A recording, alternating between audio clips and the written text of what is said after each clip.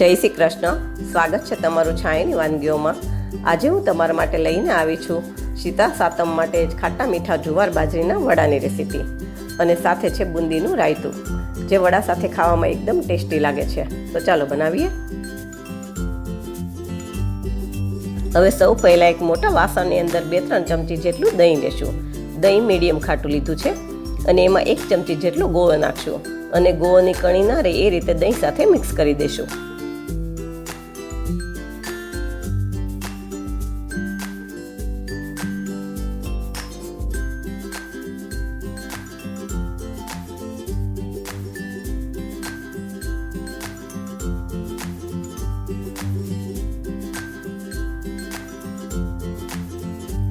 હવે દહીં અને ગોળ બરાબર મિક્સ થઈ જાય પછી એમાં 1 ચમચી મીઠું, અડધી ચમચી હળદર, 1 ચમચી મરચું, 1 ચમચી ધાણા જીરું, 1 ચમચી તલ, અડધી ચમચી ગરમ મસાલો, થોડી હિંગ, થોડી કોથમીર અને થોડી મેથીની ભાજી નાખી દઈશું.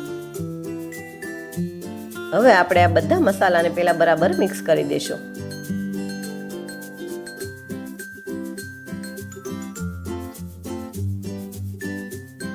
જો તમને મારી વાનગીઓ પસંદ આવે તો મારા વિડીયોને લાઈક કરજો, શેર કરજો અને મારી ચેનલને સબસ્ક્રાઈબ કરજો.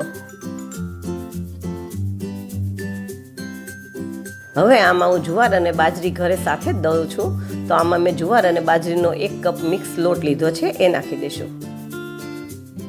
પછી એમાં 1 ચમચી સોજી, 1 ચમચી ચણાનો લોટ અને 2 ચમચી જેવો ઘઉંનો લોટ નાખશું, જે આપણે રેગ્યુલર રોટલી માટે લઈએ છીએ એ, અને સાથે અડધી ચમચી અજમો મસળાવી અને નાખી દઈશું.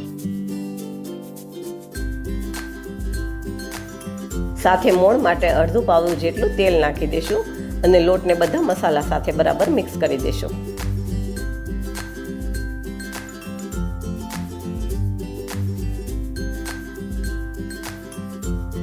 હવે આપણે આમાં જરૂર મુજબનું થોડું થોડું પાણી લેતા જઈશું અને લોટ બાંધી લઈશું.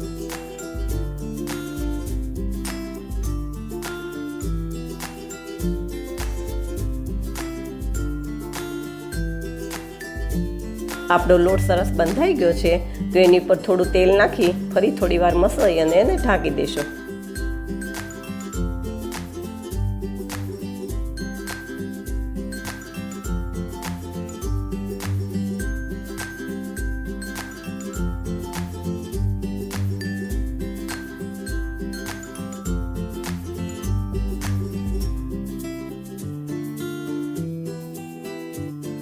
હવે 10 મિનિટ પછી આપણે જોઈએ તો આપણો લોટ સરસ સેટ થઈ ગયો છે.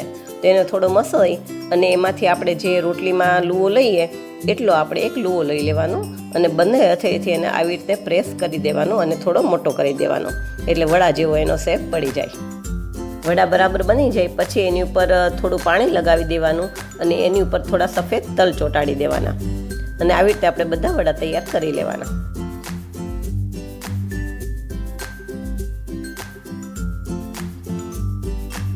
હવે મેં બધા વડા તૈયાર કરી લીધા છે, અને તેલ પણ ગરમ કરવા મૂકી દીધું છે. તો હવે આપણે વડાને તળી લઈએ.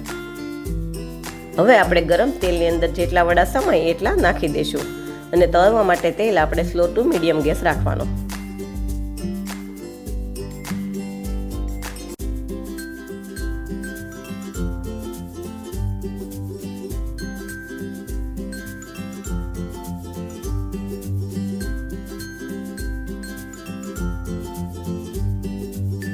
પછી એને હવે હાથે જારાથી પલટાવતા જવાના, અને વડા ક્રિસ્પી થાય ત્યાં સુધી તળવાના.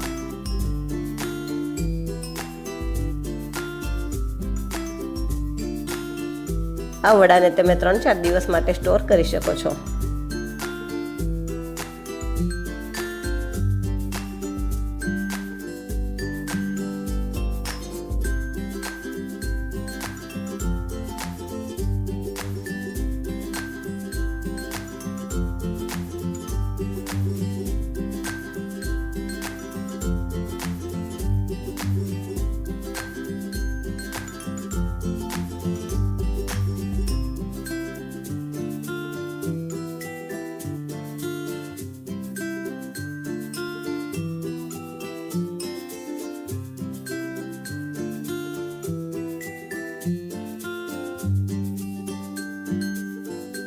હવે જુઓ આપણા વડા સરસ ક્રિસ્પી તળાઈને તૈયાર થઈ ગયા છે. તો એને એક ડીશમાં કાઢી લેશું. અને મેં આવી રીતે બધા વડાને તૈયાર કરી લીધા છે. તો હવે આપણે રાયતું બનાવી લઈએ.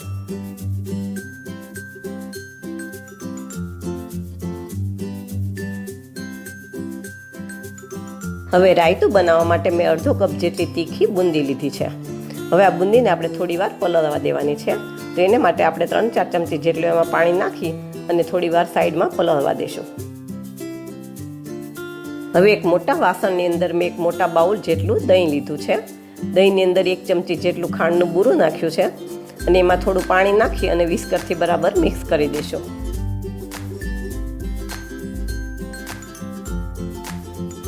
હવે દહીં બરાબર ફેટાઈ જાય પછી એની અંદર 1 લીલું મરચું ઝીણું કાપીને લીધું છે એ નાખશું. 5 ચમચી મીઠું, 5 ચમચી સંચર, અડધી ચમચી મરચું અને અડધી ચમચી શેકેલ જીરાનો પાવડર નાખશું. ત્યારબાદ આપણે જે બુંદી પલાળીને રાખી હતી એ બુંદીમાંથી બધું પાણી નિતારી અને બધી બુંદી આમાં નાખી દેશું અને બધું મિક્સ કરી દેશું.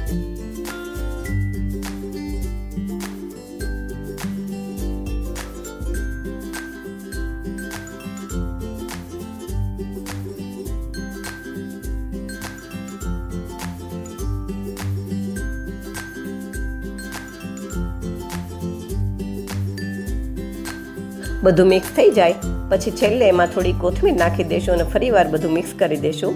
આપણું રાયતું તૈયાર થઈ ગયું છે. તો એને વડા સાથે સર્વ કરી દઈએ.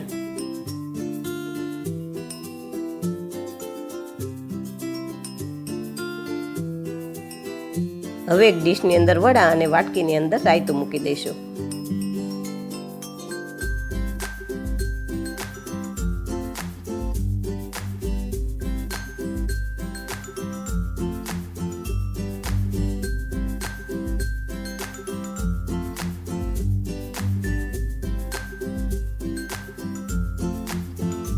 છેલ્લે રાયતાની અંદર થોડી તીખી બુંદી મૂકશું, થોડો શેકેલા જીરાનો પાવડર નાખશું, થોડો લાલ મરચું પાવડર નાખશું અને થોડી કોથમીર મૂકશું.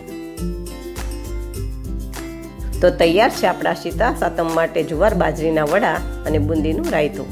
આવી જ નવી વાનગી સાથે ફરી મળશું. Thank you.